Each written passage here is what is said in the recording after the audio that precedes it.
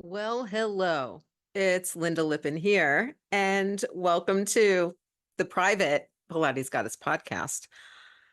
And once again, I thank you so much for joining me here on coffee. And I would love it if you would share this with other folks. So once again, if you know anyone who's interested and who could use this kind of in-depth work, let them know.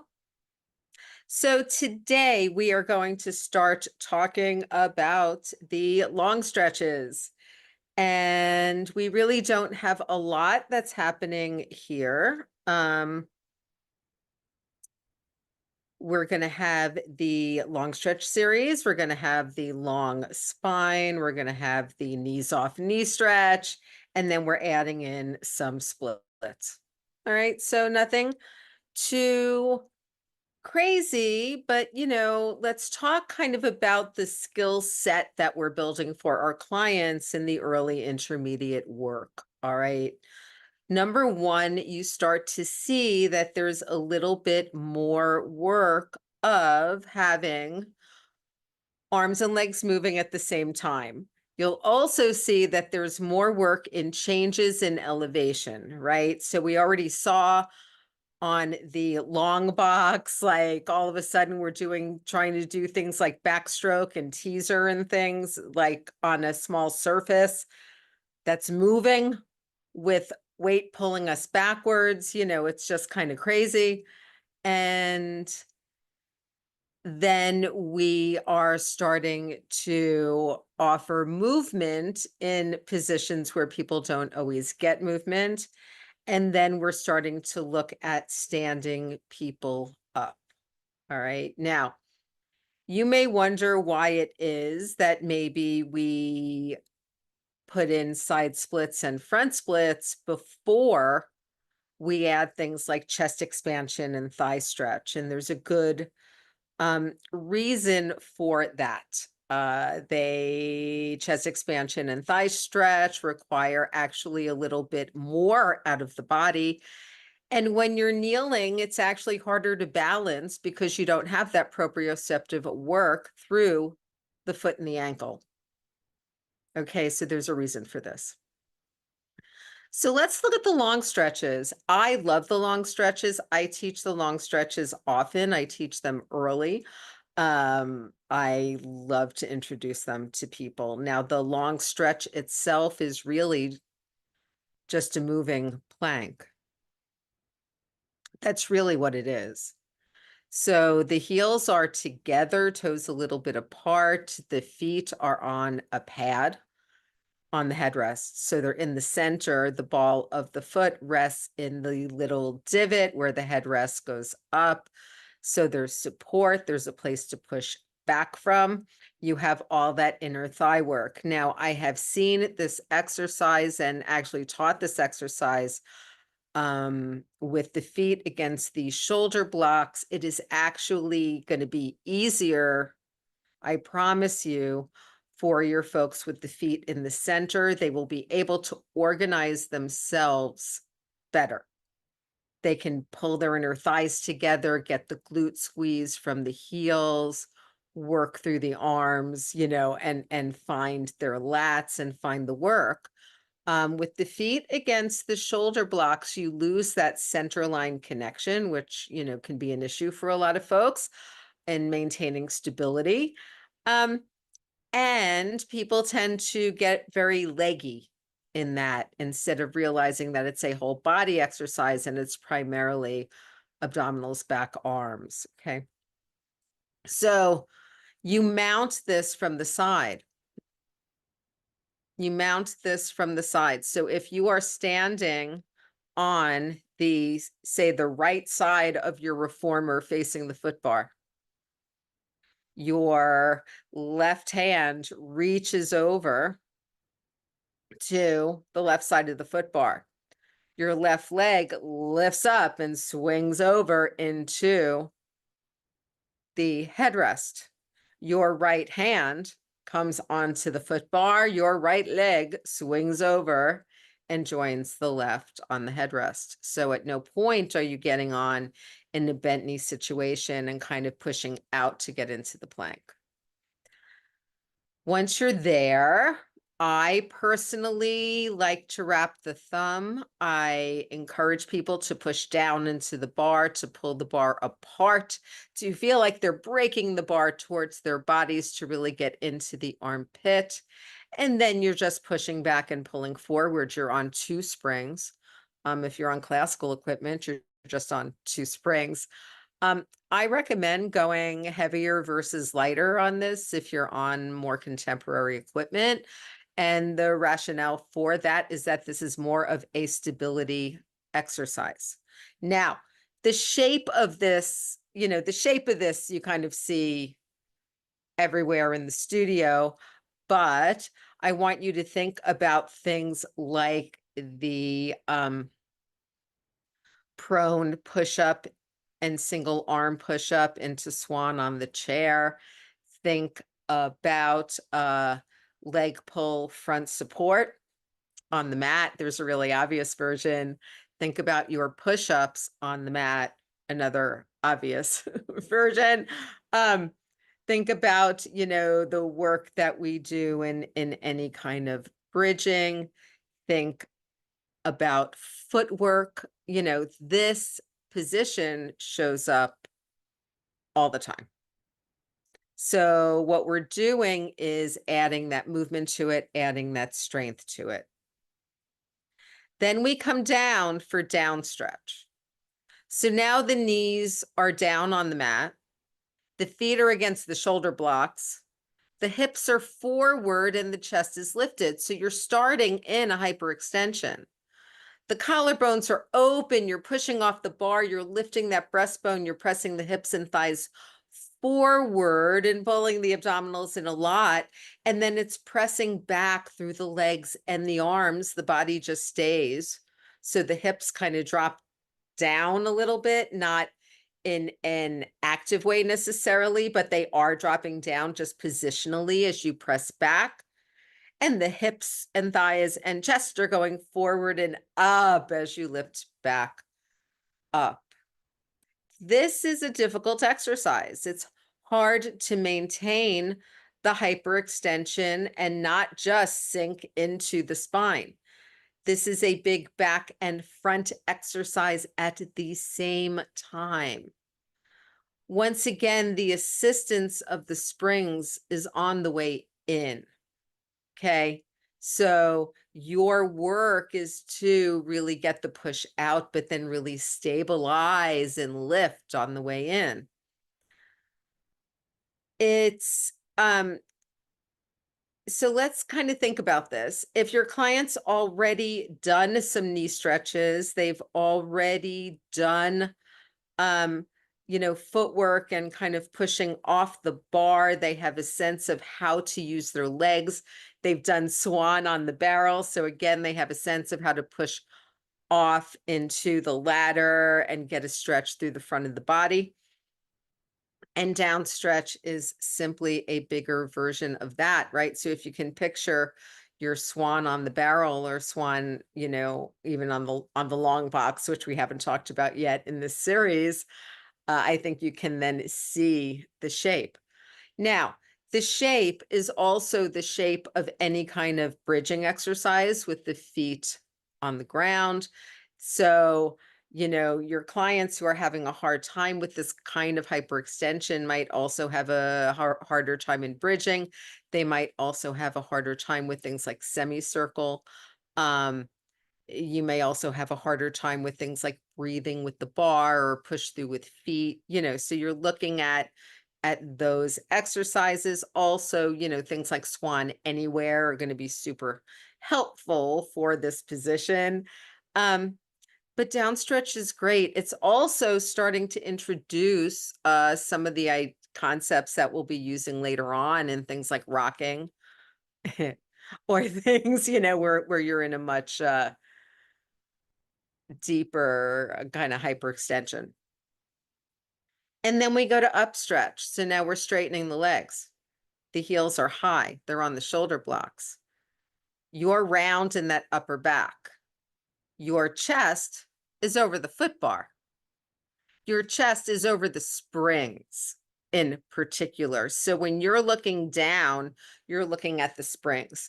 I want you to almost get the image of double leg lower lift or teaser. Okay. I'm here on the job site with Dale, who's a framing contractor. Hey, good morning. Dale traded up to Geico Commercial Auto Insurance for all his business vehicles. We're here where he needs us most. Yep, they sure are. We make it easy for him to save on all his insurance needs, all in one place, with coverage that fits his business and bottom line.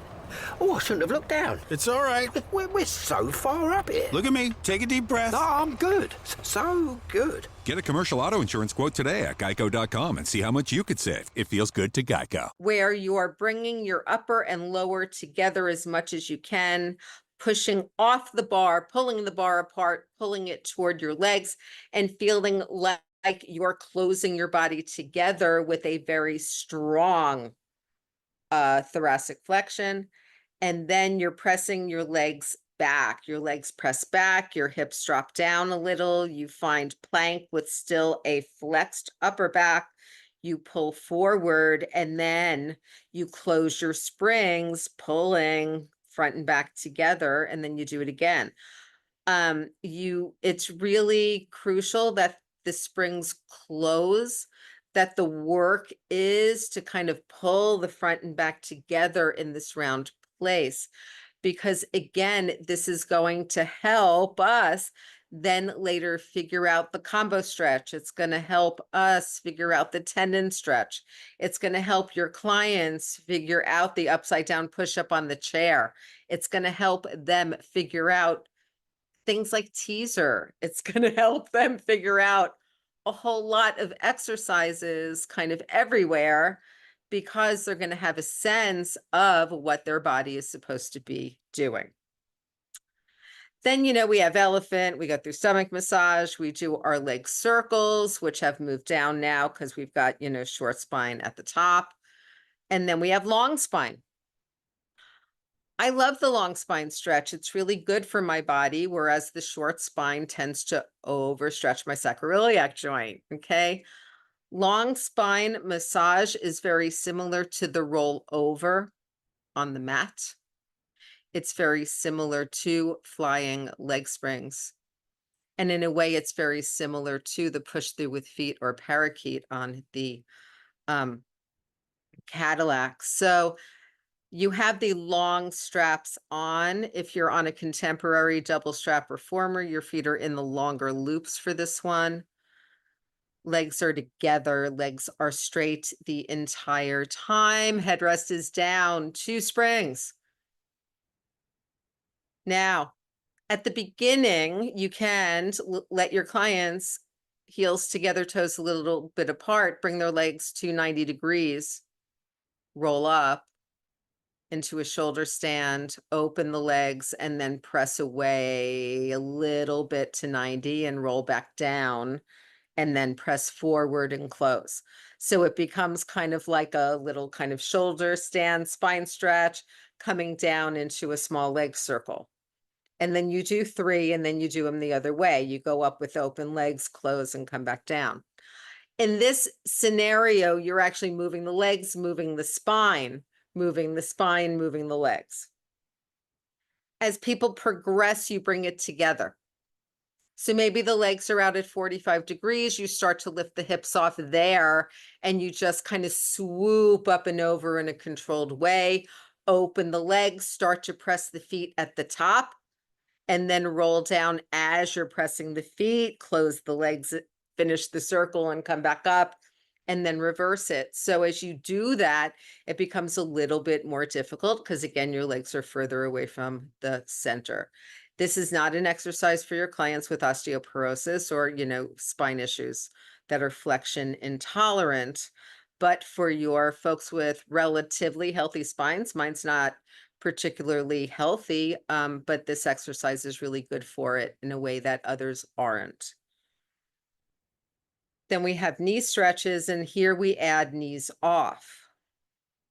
Again, the setup is relevantly similar to upstretch, which is kind of interesting, except that your knees are down. And then you find that whole connection of the upper body rounding and everything pulling together in the center, and you lift your knees a few inches off the mat. Chest stays over the spring bar at the beginning. It's the easiest way. And then you just push the legs back and bend the knees in. Okay. It's once again 2 springs. It's at the end of the long stretch series. Once your clients can maintain that flexion with the chest over the bar and working it, then they can start to push back a little bit more into kind of a runner's lunge, kind of sprinting look, and then try it that way. Then they do some running, they do some pelvic lift, and then they stand up. The first split you will introduce to clients is side splits. Why? Because it's actually safer. The reason for this is you can start it on 2 springs, so they're a little bit heavier. You can start it with a smaller range of motion, and clients can look at something. I actually encourage you, if you're teaching a class, that if you're teaching side splits, your clients are looking at each other. If you're teaching a private, your client is looking at you. Arms can be, now ideally arms are out to the side, right? But I tell my clients, like, you put your arms where they work for you for balance. At the beginning, it's about getting that confidence of standing up on the reformer, doing things with the outer and inner thighs, and not falling, right? So here we are. And with the 2 springs, with newer clients especially, I'm not having them bring their foot all the way out to the shoulder block. So I have them set up with a pad on the frame of the reformer. If you're on a contemporary reformer, you got a standing platform, go for it. And then their foot on the carriage. Now, most of my clients are in sticky socks, but you can also put a nonstick pad there as well. So again, somewhere between the edge of the reformer and the shoulder block, in a semi-comfortable place. And then I have them stand up tall, know that they need to balance, and they push out a little bit and come back in. I have them use both legs at the same time. If this looks good and they're feeling good, then maybe we stop, we drop a spring so they can feel that difference of having to stabilize more as it's lighter, and having it, with 2 springs, it's a harder push out and easier coming in. So that's where the stability factor is on the assistance in. With 1 spring, you need to really stabilize pushing out. And then it's a big inner thigh situation, pulling in. Then you can add the front splits. Now you can start the front splits kneeling. Okay, feet are against the shoulder blocks. So you push out with your arms a little bit. 1 foot comes up with the ball of the foot on the bar. And then you can do some hamstring stretches and some pushes back through the back leg, and then do the other side. This version is actually harder than the straight leg version because so many of us have really tight quads and hip flexors. So, pick your poison on that one.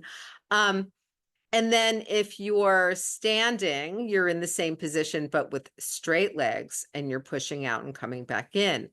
Now, you can, again, kind of do hands on the bar, and then sort of as your clients get more stable, it's on 2 springs, so they're very stable in terms of spring.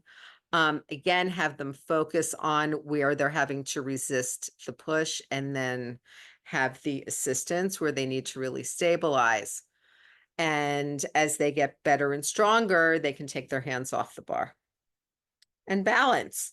Arms, again, wherever it works for them for balance. Arms can be out to the side, then ultimately they can come behind the head.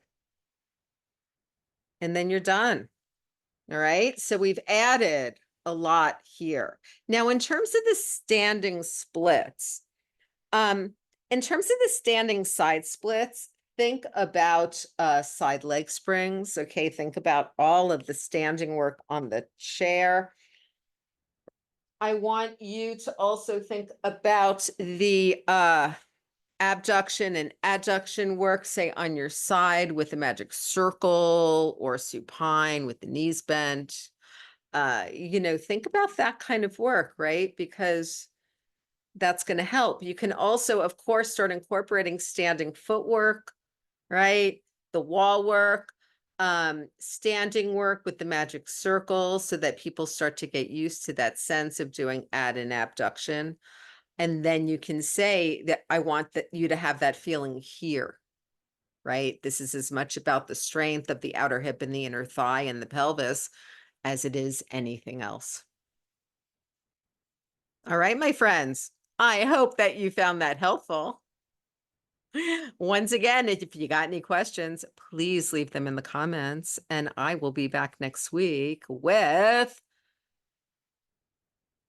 the start of the kind of more advanced intermediate work, okay, where I would start to take people next.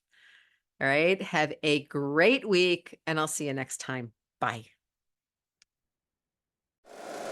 If you like the show, please take a moment to rate, review, and subscribe. It really does help the show to grow.